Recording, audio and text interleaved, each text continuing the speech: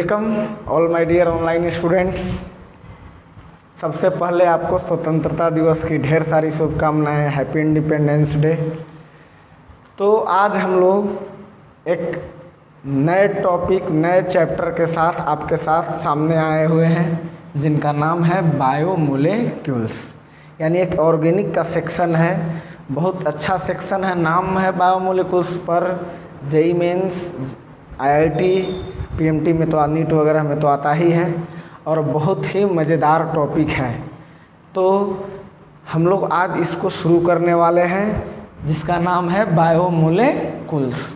नाम से ही पता चल रहा है कि बायोमोलेक्यूल्स मतलब बायोलॉजी से रिलेटेड कुछ मोलेक्यूल्स के बारे में हम लोग जानने वाले हैं।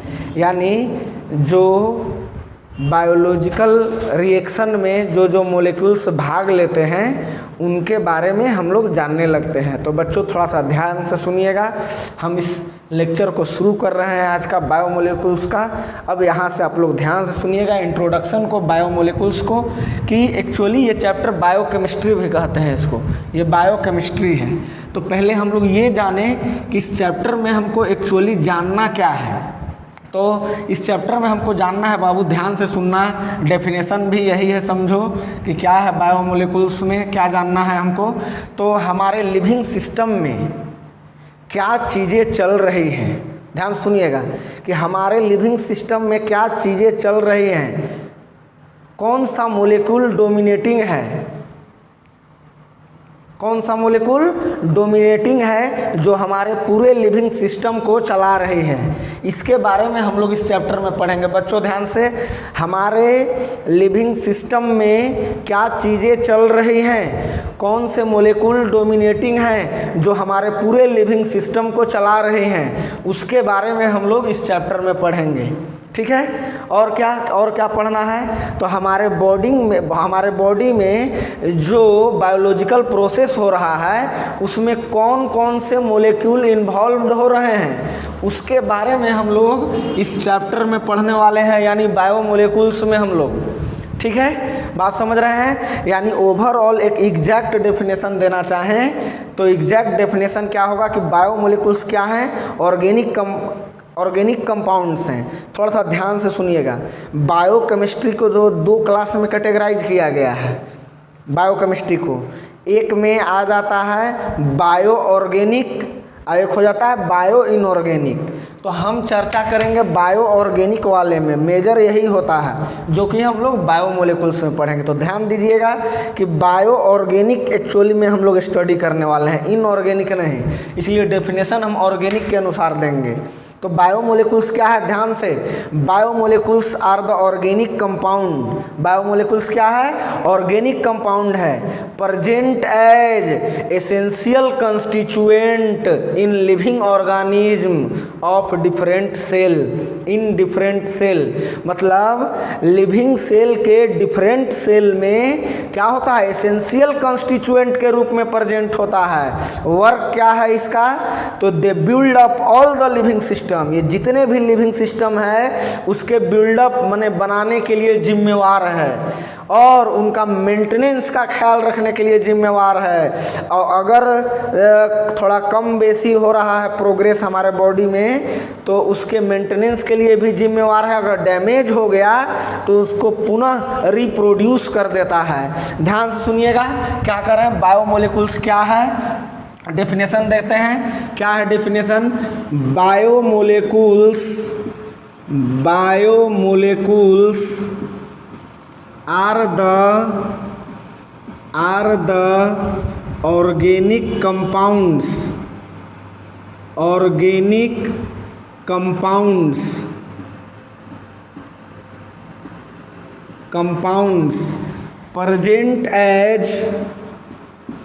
present as essential constituent मतलब एकदम आवश्यक कंस्टिट्यूएंट होता है, constituent of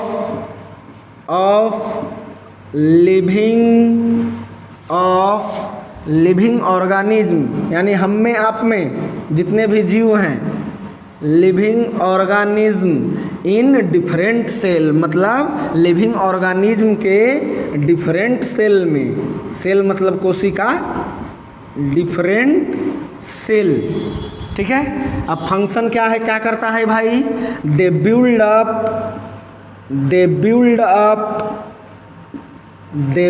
up all the living system, living system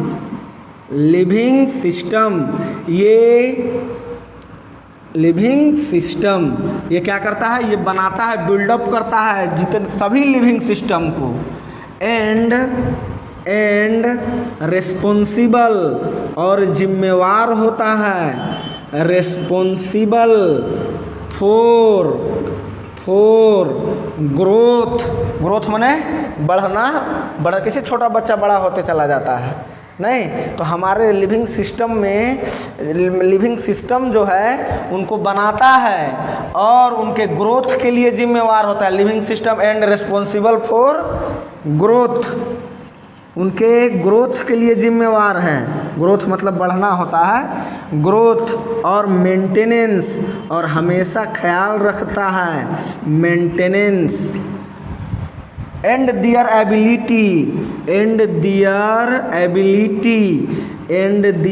ability to reproduce.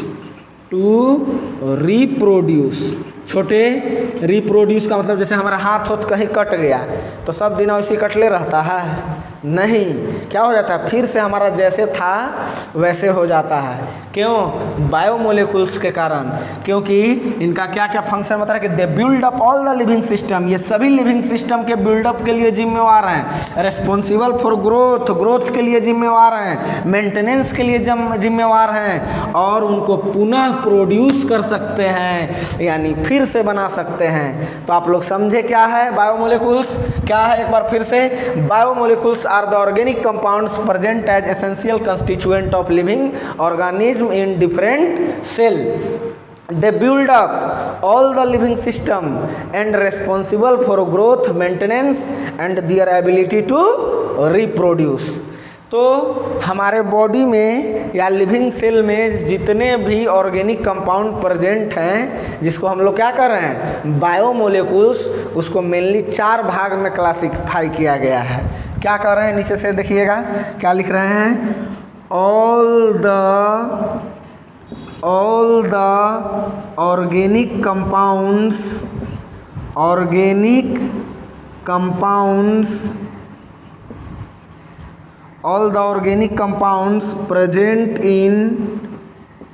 present in living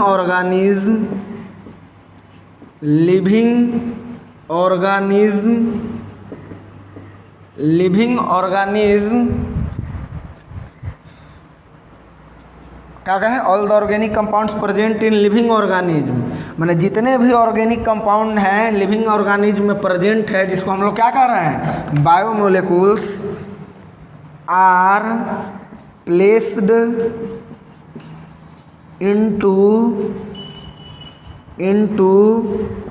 4 classes.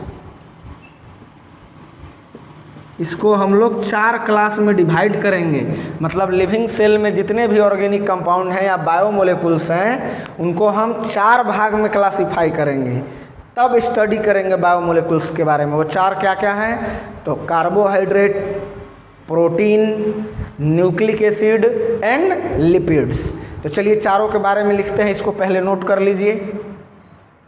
तो हम लोग चारों क्लास में डिवाइड करते हैं, क्या क्या, सबसे पहले हमको पढ़ना है क्या है वो 4 कार्बोहाइड्रेट, सेकेंड में हम लोग पढ़ेंगे एमिनो एसिड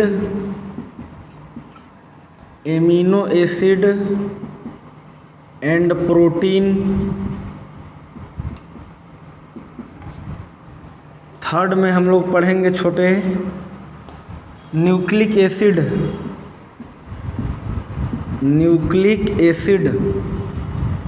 चाहो तो एक और यहाँ इसी जगह पढ़ेंगे, ब्रैकेट में लिख रहे हैं, और विटामिन्स मतलब दोनों पढ़ेंगे, और फोर्थ में है लिपिड्स, फोर्थ में है लिपिड्स। देख लीजिए इसको। तो चलिए हम लोग चारों क्या क्या बोले, carbohydrate, protein, amino acid, third में क्या बोले, न्यूक्लिक एसिड, साथ में चाहेंगे विटामिन भी पढ़ेंगे, और लास्ट लिपिड्स। तो चलिए आज एक वेरी वेरी इंपॉर्टेंट टॉपिक शुरू करते हैं जिसका नाम है कार्बोहाइड्रेट। बहुत कोई आप लोग बायोलॉजी में सुने होंगे कार्बोहाइड्रेट्स के बारे में, तो हम लोग आज कार्बोहाइड्रेट्स पढ़ने वाले हैं। तो ध्यान से देखिए, सारा चीज़ अंदर ही छुपा हुआ है। देखिए तो कार्बोहाइड्रेट क्या क्या से मिलके बना है। कार्बोहाइड्रेट, बच्चों ध्यान से, कार्बोहाइड्रेट क्या क्या से मिलके बना है, इधर देखिएगा। एक यहाँ पर देखो, कार्बो और हाइड्रेट, यानी इसको दो भाग में क्लासिफाई किए हैं। क्लासिफाई नहीं मतलब तोड़ रहे हैं। कार्बो, कार्बो का मतलब होता है कार्बन, और हाइड्रेट, हाइड्रेट का मतलब क्या होता है, वाटर, वाटर। यानी मेरा डेफिनेशन तैयार हो गया। ध्यान से ध्यान से, कार्बोहाइड्रेट का डेफिनेशन चाहो तो इस लगा लो, अच्छा लगेगा। मतलब क्या होगा definition, hydrates of carbon are called carbohydrates. Definition मेरा आ गया। क्या बोल रहे हैं, hydrates of carbon are called carbohydrate. अब इसका जनरल फार्मूला दिया गया इसी डेफिनेशन के आधार पर। देखिएगा क्या दिया गया, general formula, formula of carbohydrate, carbohydrate. ध्यान से बाबू, सब समझा रहे हैं। एक जनरल फार्मूला गया है हाइड्रेट्स ऑफ कार्बन के टर्म में, यानी कार्बन CX मान लिया गया, और वाटर, हाइड्रेट्स मतलब वाटर, होल वाई। यानी इस डेफिनेशन के अनुसार इस जनरल फार्मूला को जिसमें फिट बैठेगा उसको कहा गया कि वो कार्बोहाइड्रेट है। ध्यान से सुनिएगा, CXH2O होल वाई। X क्या है, कार्बन की संख्या जो हम लोग N मानते हैं, और Y क्या है, तो वाटर मोलिक्यूल की संख्या, यही ना। तो अब देखिएगा, जैसे एक उदाहरण दे रहे हैं, यहाँ से देखिएगा, हम एग्जाम्पल दे रहे हैं। ग्लूकोज का नाम आप लोग सुने होंगे 11th क्लास में। ग्लूकोज का फार्मूला क्या होता है, C6H12O6, यही ना है। अब चेक करना है कि इस फार्मूला पे बैठ रहा है कि नहीं, तो बैठाते हैं इस फार्मूला पर। देखिए तो यहाँ ये तो इस स्टाइल में है, इस फॉर्म में रहने देंगे, यानी C6। अब इस टर्म में लाना है, वाटर के टर्म में। तो देखो तो यहाँ हम इसको, इतना को H2O लिख दिए। कैसे लिखे H2O, तो यहाँ से 6 कॉमन ले लिए हैं, तो 6 कॉमन ले लिए तो यहाँ 6 आ गया, तो 6 दूना 12, 6 एकम 6 आ गया ना। तो देखिए तो इस फार्मूला पर फिट बैठा कि नहीं, तब हम लोग कहें कि ग्लूकोज क्या है, कार्बोहाइड्रेट है। अब देखिएगा बच्चों ध्यान से, एक और एग्जाम्पल, सुक्रोज, चीनी का नाम सुने होंगे। सुक्रोज का फार्मूला क्या होता है, C12H22O11, यही होता है। अभी हम इनिशियल आइडिया आपको दे रहे हैं, ये क्यों कार्बोहाइड्रेट है क्यों नहीं है, इस पर अभी हम चर्चा करने वाले हैं। पहले इस डेफिनेशन को सेटिस्फाई कर रहे हैं। क्या बोले कि hydrates of carbon are called carbohydrate. मेरा बात यही है। अभी सब के बारे में बताएंगे कि व्हाई ग्लूकोज, मतलब ग्लूकोज क्यों कार्बोहाइड्रेट है, सुक्रोज क्यों कार्बोहाइड्रेट है। अब आइए, अब यहाँ से देखिए इस फॉर्म में लाइए, आ जाएगा क्या, तो C12 लिख लिए। अब कितना कॉमन लोगे कि वाटर के फॉर्म में आ जाएगा, 11, यानी H2O to the whole to the कितना 11, यही ना। देखिए तो इस फॉर्म में आ गया, CXH2O होल वाई के टर्म में, तो बिल्कुल आ गया, ये भी कार्बोहाइड्रेट है। अब क्या सर कुछ ऐसे भी कार्बोहाइड्रेट हैं जो इस फार्मूला में फिट बैठ जाए, इस फार्मूला में फिट ना बैठे, पहला चीज़ बोले। दूसरा चीज़ बोल रहे हैं क्या ऐसे कंपाउंड भी हैं जो कार्बोहाइड्रेट नहीं हैं फिर भी वो इस फार्मूला में बैठ रहे हैं। देखो एक अगला एग्जाम्पल दे रहे हैं हम एसिटिक एसिड का, नाम सुने होंगे, कोई बहुत हैवी नाम नहीं बोले हैं। क्या फार्मूला होता है? CH3COOH, यही है एसिटिक एसिड। अब इसको मोलेकुलर फार्मूला लिखिए बढ़िया से। कार्बन कितना है? 2 है तो C2 लिख दिए। हाइड्रोजन कितना है? 3 और 1 4 H4 लिख दिए। ऑक्सीजन कितना है? 2 है, O2 लिख दिए। अब इसको इस फॉर्मूला में लाइए तो कितना हो जाएगा? C2H2O2, 2 से गुना कीजिएगा तो 2 दूना 4 और 2 आ गया ना। देखिए एसिटिक एसिड जो है ये कार्बोहाइड्रेट नहीं है, फिर भी ये कार्बोहाइड्रेट के जनरल फार्मूला में बैठ जाता है। यही तो बताना चाहते हैं। तो इस डेफिनेशन का यही डिमेरिट्स है इस जनरल फार्मूला का, कि यह है जनरल फार्मूला कार्बोहाइड्रेट का, लेकिन कुछ कंपाउंड ऐसे हैं जो कार्बोहाइड्रेट नहीं है फिर भी इस जनरल फार्मूला में पूरी तरह फिट बैठ जाता है। पहला डिमेरिट दिखा है। दूसरा एक और का बात बताए अभी तुरंत, कि कुछ ऐसे कंपाउंड हैं जो कार्बोहाइड्रेट तो हैं लेकिन इस फार्मूला में फिट नहीं बैठते हैं। ठीक है, जैसे एक कंपाउंड है रैमनोज,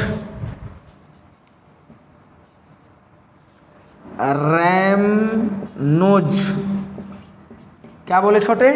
रैमनोज।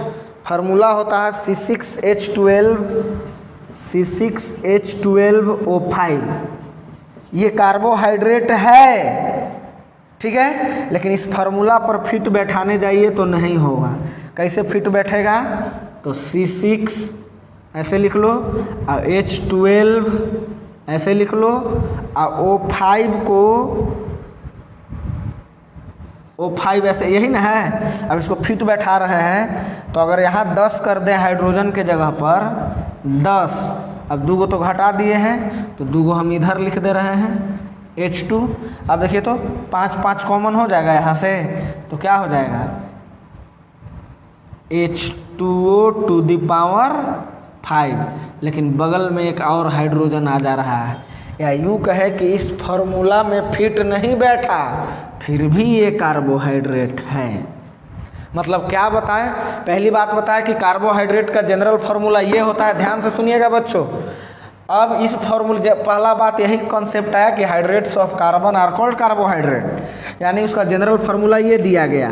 तो देखें कि कुछ कार्बोहाइड्रेट इस जनरल फार्मूला पर बैठ गया, कार्बोहाइड्रेट है, लेकिन कुछ ऐसे कंपाउंड हैं जैसे एसिटिक एसिड, ये कार्बोहाइड्रेट नहीं है फिर भी फार्मूला पर बैठ गया। अब कुछ कंपाउंड ऐसा बताया जैसे रैमनोज, ये कार्बोहाइड्रेट है फिर भी इस फार्मूला पर नहीं बैठ रहा है।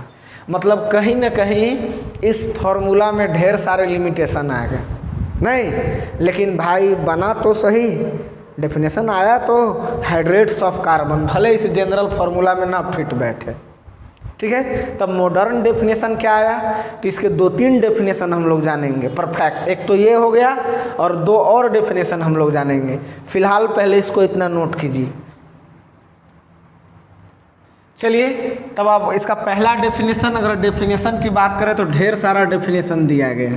तो एक डेफिनेशन जो हम लोग जान गए, पहला डेफिनेशन जो था, अब इसके ढेर सारे डेफिनेशन दे रहे हैं। किसका? कार्बोहाइड्रेट का। फर्स्ट डेफिनेशन तो अभी तुरंत बताया आप लोग को, क्या? कि hydrates of carbon, hydrates of carbon are called carbohydrates, are called carbohydrates, but all hydrates of carbon are not carbohydrate,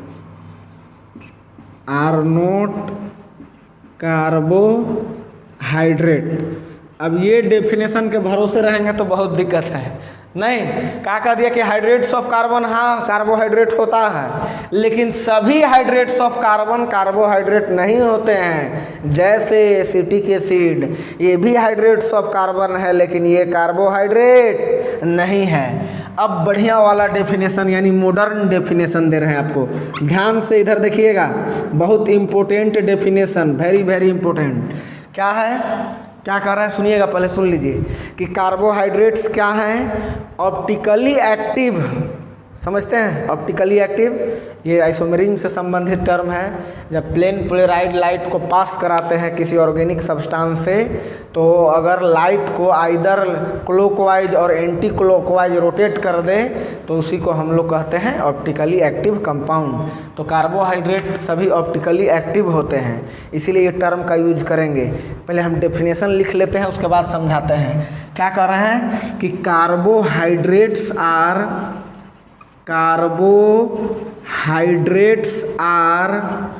optically active, मतलब कार्बोहाइड्रेट पर प्लेन पोलराइड लाइट को पास करा रहे हैं तो आइदर क्लॉकवाइज और एंटी क्लॉकवाइज डायरेक्शन में rotate कर देता है, इसीलिए इस शब्द का इस्तेमाल किए हैं। ऑप्टिकली एक्टिव, मेन बात अब बोल रहे हैं, पॉलीहाइड्रोक्सी का मतलब होता है छोटे, OH ग्रुप एक से ज़्यादा होना चाहिए। ऐसा कंपाउंड जिसमें OH ग्रुप एक से ज़्यादा होना चाहिए, उसी को पॉलीहाइड्रोक्सी कह रहे हैं। पॉलीहाइड्रोक्सी, आगे सुनना क्या कर रहे हैं, अल्डिहाइड और कीटोन, पॉलीहाइड्रोक्सी अल्डिहाइड और कीटोन है बाबू। अल्डिहाइड और कीटोन मतलब जिसमें CHO और CO ग्रुप है, ठीक है। पॉलीहाइड्रोक्सी अल्डिहाइड और ketone in which each carbon, मतलब उसमें जितने भी कार्बन हैं, in which each carbon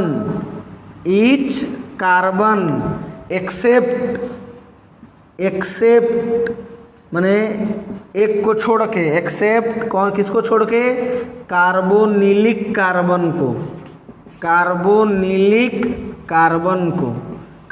carbon किसको कहते हैं, ये जो अल्डिहाइड है और ये जो कीटोन है, ये अल्डिहाइड है और ये कीटोन है। अब ये जो कार्बन है और ये जो कार्बन है, इसी को हम लोग बोलते हैं, दिख रहा है ना आप लोग को, ये जो कार्बन है और ये जो कार्बन है, इन्हीं दोनों को हम लोग कार्बोनिलिक कार्बन कहते हैं, कार्बोनिलिक कार्बन कहते हैं, ठीक है।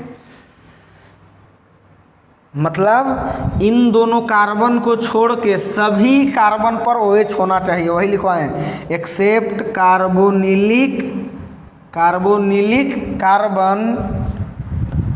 बियर्स, इसको नोट कर लीजिएगा। कार्बोनिलिक कार्बन किसको कह रहे हैं, हम मिटा दे रहे हैं, बियर्स 1 हाइड्रोक्सी ग्रुप। फिर से छोटे क्या कर रहे हैं, कार्बोहाइड्रेट क्या है, तो कार्बोहाइड्रेट्स आर ऑप्टिकली एक्टिव, यहाँ ये अंडरलाइन करना, पॉलीहाइड्रोक्सी अल्डिहाइड और कीटोन।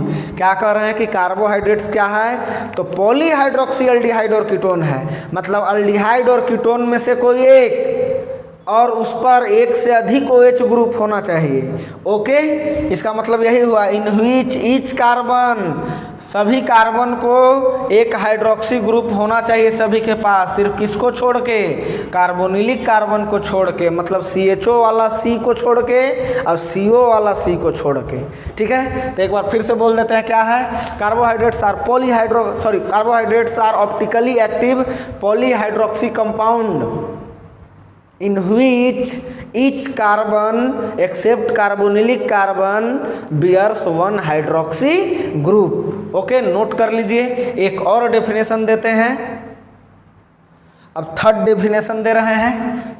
इसका तीसरा डेफिनेशन क्या हो सकता है, ये भी अच्छा है रिएक्शन के टर्म में।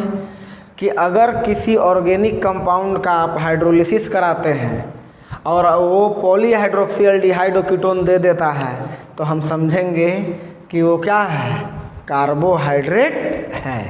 फिर से क्या करा रहे हैं कि पहला तो बताए हाइड्रेट्स ऑफ कार्बन, दूसरा बताए कि पॉलीहाइड्रोक्सील्डिहाइड कीटोन। अब रिएक्शन के टर्म में आपको कंपाउंड दिखेगा नहीं ना रिएक्शन में, आप रिएक्शन कराइए। रिएक्शन कराने के बाद अगर आपको पॉलीहाइड्रोक्सील्डिहाइड कीटोन मिल जाता है, मतलब हाइड्रोलिसिस कराने पर किसी भी ऑर्गेनिक कंपाउंड का अगर हाइड्रोलिसिस कराते हैं और हाइड्रोलिसिस कराने के बाद पॉलीहाइड्रोक्सील्डिहाइड कीटोन मिल जाता है तो हम लोग उससे कार्बोहाइड्रेट कहते हैं।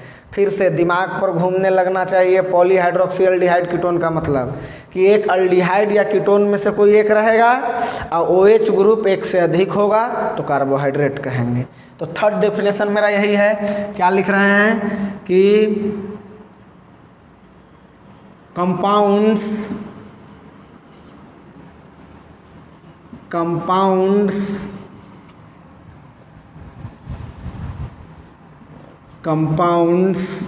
upon hydrolysis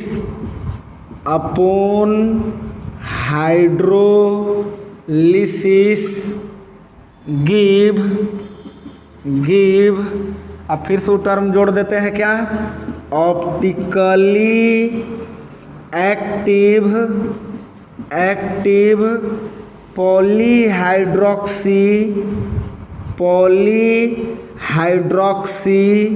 aldehyde and ketone, aldehyde और कीटोन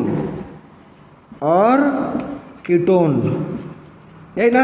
क्या करा कि ऐसा कंपाउंड जिनका हाइड्रोलिसिस करने पर ऑप्टिकली एक्टिव पॉलीहाइड्रोक्सी अल्डिहाइड और कीटोन दे देगा तो उसको हम लोग क्या कहेंगे, आर कॉल्ड कार्बोहाइड्रेट्स।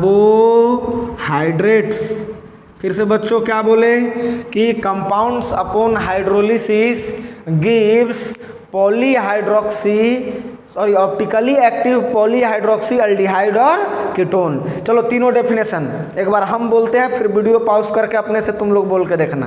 क्या बोल रहा है पहला definition, hydrates of carbon are called carbohydrate but all hydrates of carbon are not carbohydrate. काहे हम समझा चुके हैं। और दूसरा और तीसरा डेफिनेशन तो परफेक्ट है। दूसरा क्या था कि carbohydrates are optically active polyhydroxy aldehyde और ketone in which each carbon bears one OH group except carbonylic carbon.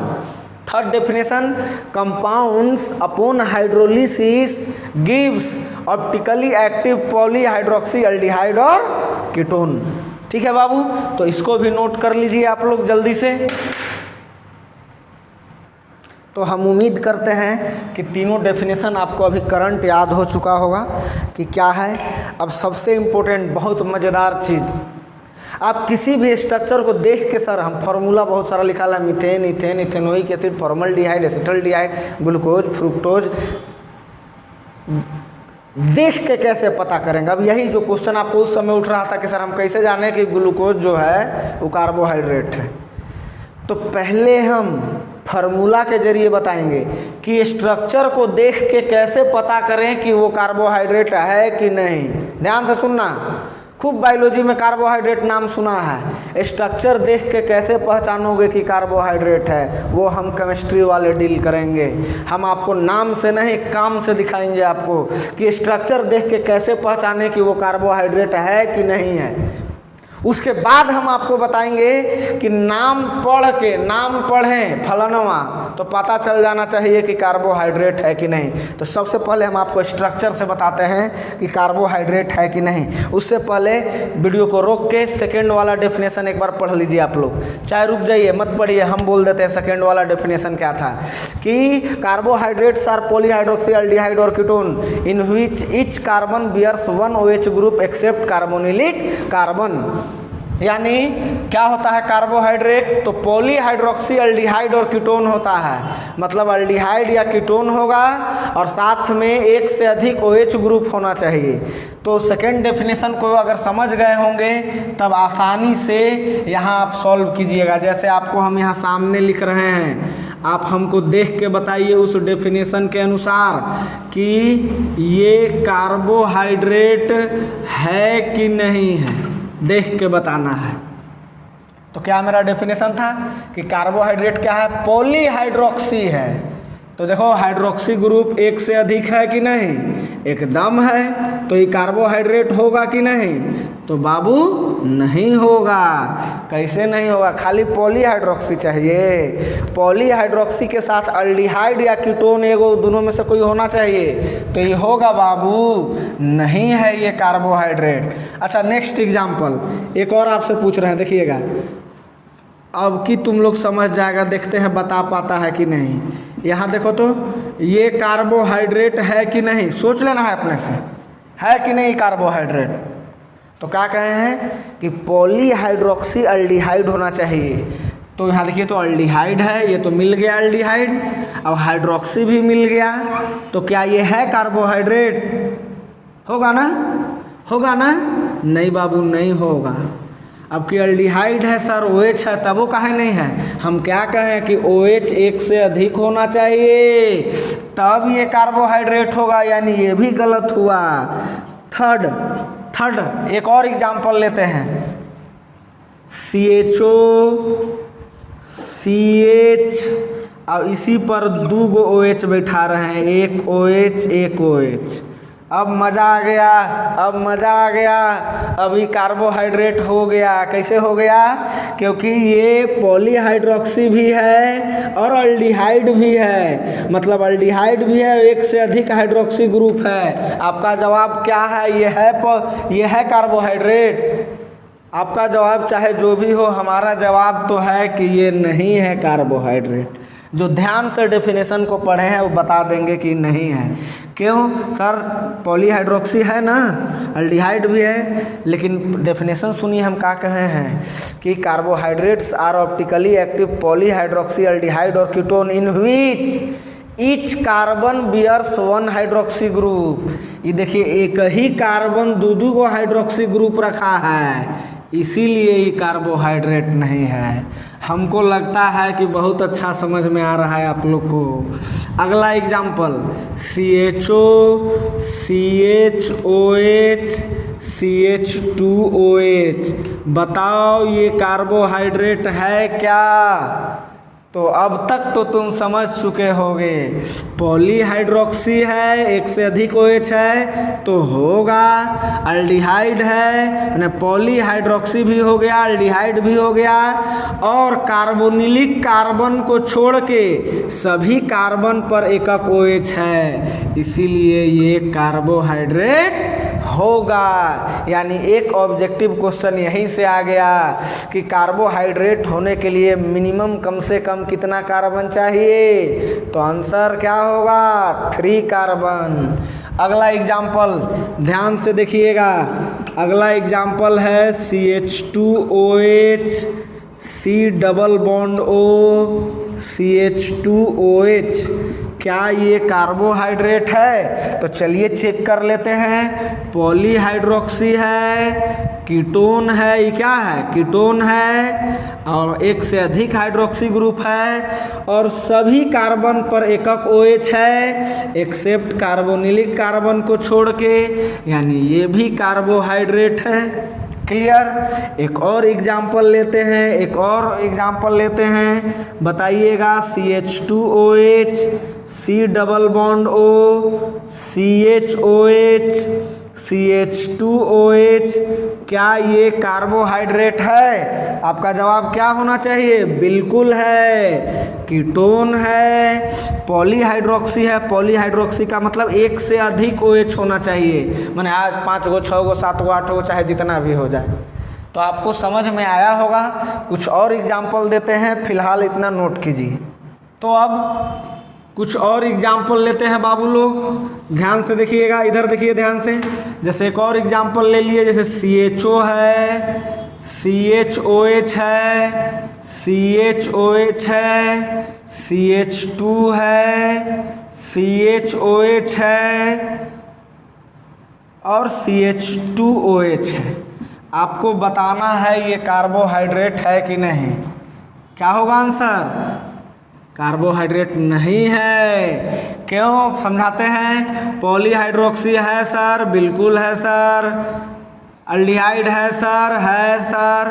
क्या ईच कार्बन, सभी कार्बन पर एकक OH ग्रुप है? देखो इस वाले पे नहीं है, इसीलिए ये कार्बोहाइड्रेट नहीं है। एक और एग्जांपल जल्दी जल्दी बताइएगा। जैसे हम दिए हैं CHO है और CHOH है, CHOH है, CHOCH3 है, CH2OH है। जल्दी से बताइए ये कार्बोहाइड्रेट है कि नहीं?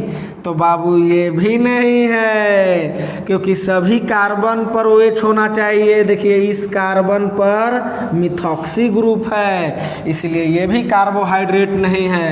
कुछ और एग्जांपल जल्दी से। CHO, CHOH, CHOH, CHOH, CHOH, CH2OH। जल्दी से बताइए ये कार्बोहाइड्रेट है कि नहीं? तो देखिए अल्डिहाइड है, एक से अधिक हाइड्रोक्सी ग्रुप है, 5 हाइड्रोक्सी ग्रुप है और सभी पर एकक OH ग्रुप है, इसीलिए ये कार्बोहाइड्रेट है। बाबू ये ना है ग्लूकोज। जोड़ के देखो फार्मूला, क्या कार्बन है? 6 कार्बन, तो C6। हाइड्रोजन देखो 2 3 4 5 6 7 8 9 10 11 12। H12। ऑक्सीजन गिनो 1 2 3 4 5 6। अगला एग्जाम्पल देखिएगा, बताइएगा कि ये है कि नहीं। CH2OH, C double bond O, CHOH, CHOH, CHOH, CH2OH। जल्दी से देख के बताइए ये कार्बोहाइड्रेट है कि नहीं? तो देखिए कीटोनिक ग्रुप है, पॉलीहाइड्रोक्सी है और सभी कार्बन पर एकक OH ग्रुप है, इसीलिए ये भी कार्बोहाइड्रेट होगा। और बाबू ध्यान से देखो, इसी का नाम फ्रुक्टोज है। मोलेकुलर फार्मूला निकाल के देखो क्या होगा। कार्बन गिनो 1 2 3 4 5 6 यानी C6। हाइड्रोजन गिनो 2 3 4 5 और 2 7 1 8 1 9 10 11 12। H12। और ऑक्सीजन 1 2 3 4 5 6 यानी O6। दोनों का फार्मूला सेम ही होता है, मोलेकुलर फार्मूला। ओके, तो अब आप लोग प्लीज़ प्लीज़ प्लीज़, क्या समझ में आया आप लोग को कि कंपाउंड को देख के हम लोग कैसे आइडेंटिफाई कर सकते हैं कि कौन कार्बोहाइड्रेट है कौन नहीं है? तो सीधी सी बात है, फंडा यही है कि पॉलीहाइड्रोक्सी अल्डिहाइड और कीटोन उतारते चलिए। पॉलीहाइड्रोक्सी अल्डिहाइड और कीटोन होगा, ठीक है, जिसमें ईच कार्बन पर एकक OH ग्रुप होना चाहिए। तो हम समझते हैं कि आप लोग को समझ में आ गया होगा। तो चलिए इसको नोट कीजिए। चलिए अब हम लोग पढ़ेंगे नोमेनक्लेचर, यहाँ से लिखता हूँ, nomenclature of carbohydrate. Nomenclature of carbohydrate. हम लोग अब कार्बोहाइड्रेट का नोमेनक्लेचर पढ़ेंगे, ठीक है। तो चलिए सबसे पहले ध्यान से सुनिए। अब हम बताने वाले हैं कि नाम देख के कैसे पहचानेंगे कि वो कार्बोहाइड्रेट है। तो अब वो सीधा सा ट्रिक है जो 90% केस में लागू हो जाएगा। क्या है कि जिस नाम के अंत में ओज लगा हो उसको कार्बोहाइड्रेट कहेंगे। क्या बोल रहे हैं? जिस कंपाउंड के नाम के अंत में ओज लगा हो उसे कार्बोहाइड्रेट कहेंगे। जैसे ग्लूकोज, फ्रुक्टोज, सुक्रोज, गैलेक्टोज, ये सब क्या है? कार्बोहाइड्रेट है। तो क्या कर रहे हैं बाबू, चलो नीचे से लिख लेते हैं कि जिस, हिंदी में ही लिख लेते हैं, जिस कंपाउंड के नाम के अंत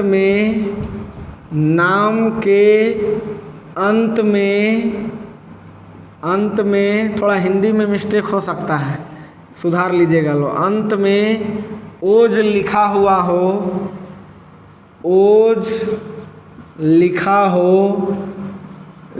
हो उसे कार्बोहाइड्रेट कहते हैं, उसे कार्बोहाइड्रेट कहते हैं। मतलब नाम से भी आप पहचान सकते हैं।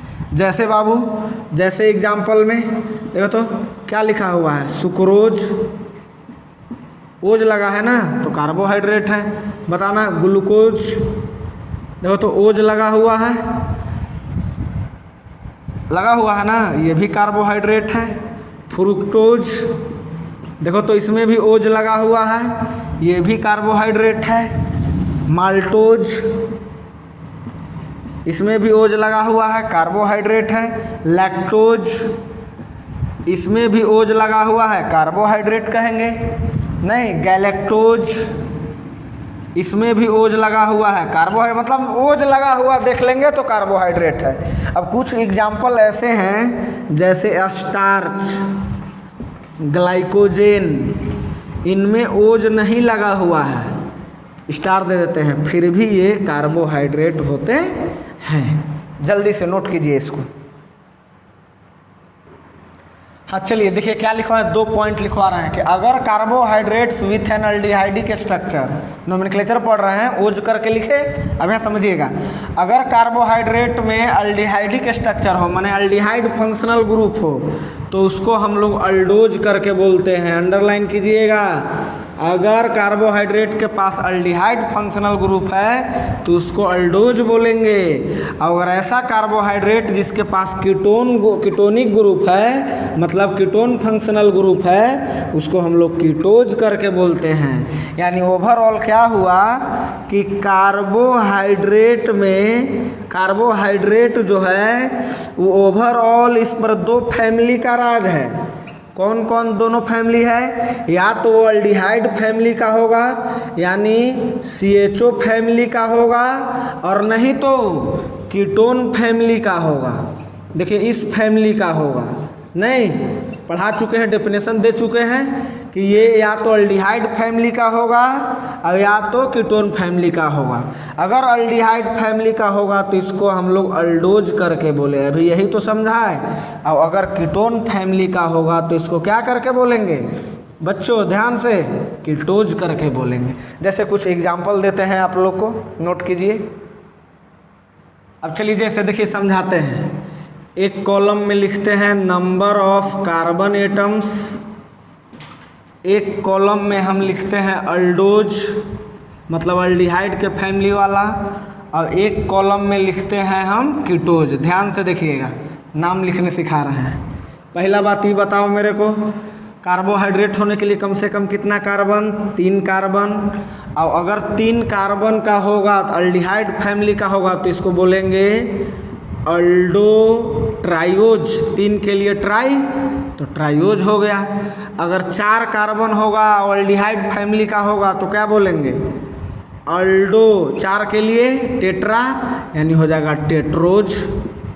समझा? उसी प्रकार बोलो 5 के लिए क्या हो जाएगा, अल्डो पेंटोज। उसी प्रकार हम आपसे पूछेंगे 6 के लिए क्या हो जाएगा छोटे, अल्डो हेक्सोज। इसी तरह सो ऑन आगे बढ़ते चले जाएंगे। अब आइए कीटोन का लिख लेते हैं। हाँ 3 कार्बन का है तो इसको क्या बोलेंगे, बोलो कीटो ट्राइओज, कीटो ट्राइओज। उसी प्रकार 4 का होगा तो कीटो टेट्रोज। अगर 5 का होगा तो कीटो पेंटोज। 6 का होगा तो कीटो हेक्सोज, कीटोन फैमिली का होगा तो। और इसी तरह सो ऑन आगे बढ़ते रहेगा। ठीक है, तो हम आज समझेंगे कि आप कितना अच्छा से इसको समझें, क्योंकि नेक्स्ट लेक्चर में बहुत वेरी इंपॉर्टेंट टॉपिक को लेके आएंगे, स्ट्रक्चर ऑफ ग्लूकोज और फ्रुक्टोज को। ठीक है, हम उम्मीद करते हैं कि आपको समझ में आया होगा। एक आवश्यक सूचना है, कल ही से यानी 16 अगस्त से सुबह 7 बजे से गूगल मीट पर 11th का क्लास शुरू होने वाला है। ठीक है, तो आप लोग व्हाट्सएप पर नंबर अपना ज्वाइन करा लेंगे। I hope you enjoyed this session. We will meet in next session. Till then, good bye.